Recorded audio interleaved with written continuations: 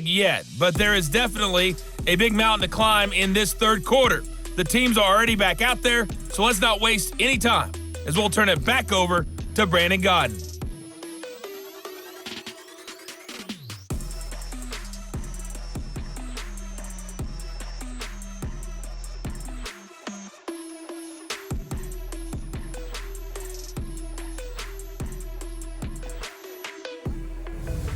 And we welcome you back now. Alongside Charles Davis, I'm Brandon Godden, getting set for quarter number 3 here. Set now to kick this one away, and off it goes. This fielded at the 2.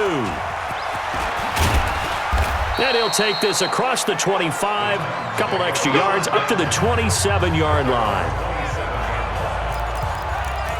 And here comes Tennessee as they get set to take the field. They have the ball here for the inaugural drive of the second half. Pretty big deficit, though. We'll see what adjustments were made in that locker room. And I never want to make something more important than it actually is, right? I don't want to create more hype than what is there. But this is I'm doing it, though. This is a really important drive. And we often talk about teams scripting plays to start a game. A lot of them script to start the second half, too. And they're scripting something that they expect to get them into the end zone and back into this game. We'll see if that script is a good one for them. A gain of 5, good enough for the first down.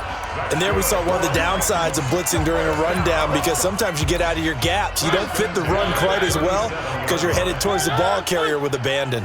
Line of scrimmage, the 37 on 1st and 10. And that play went nowhere. Losing yardage. It'll be back at the 36. Call it a loss of 2 on the play. And that'll make it 2nd and 12. A pass for negative yardage, obviously no good. Maybe he shouldn't have thrown it, or maybe he shouldn't have caught it. And I think we were seeing it at the same time, weren't we? Maybe you let that one go, right? Because you can see the lost yardage about to develop. But that goes against every instinct of a receiver. They're taught to catch everything. So it's really hard to be mad at him and yell at him for trying to make that play. On 3rd down, Mariota. They'll roll him out right. He may try and run for this. It comes, and he lost the football. Mariota had it jarred loose. And this is picked up by the Browns.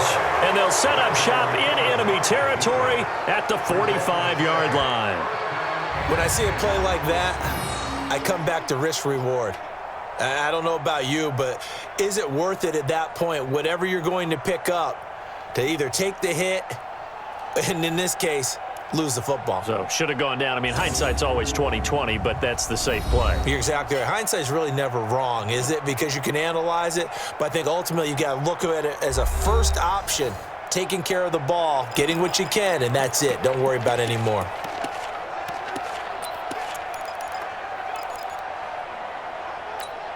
Ready. 5-8, 5-8. Check, Mac 42. Now after the fumble recovery, it's Breeze. He'll rifle this one deep right side. That's going to be caught.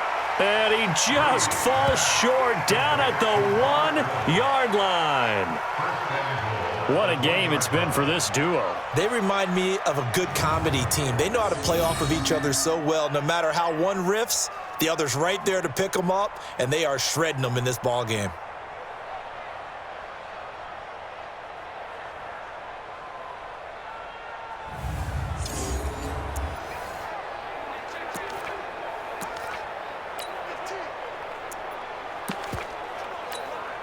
After the big play, a chance to finish now on 1st and goal. Working from the gun, it's Breeze. And this is caught. Touchdown, Cleveland. A 1-yard touchdown pass. And the forced fumble defensively leads to 6 points for the Browns. A lot of people might call this backyard football. Sometimes just understanding who you've got out wide and who you're going to throw it to. Give him an opportunity to go up and make a play, even when contested. Looks like that one worked out pretty well. The trust factor, in effect. Sanders on for the extra point. And the lead grows even larger here in the third quarter. Makes the score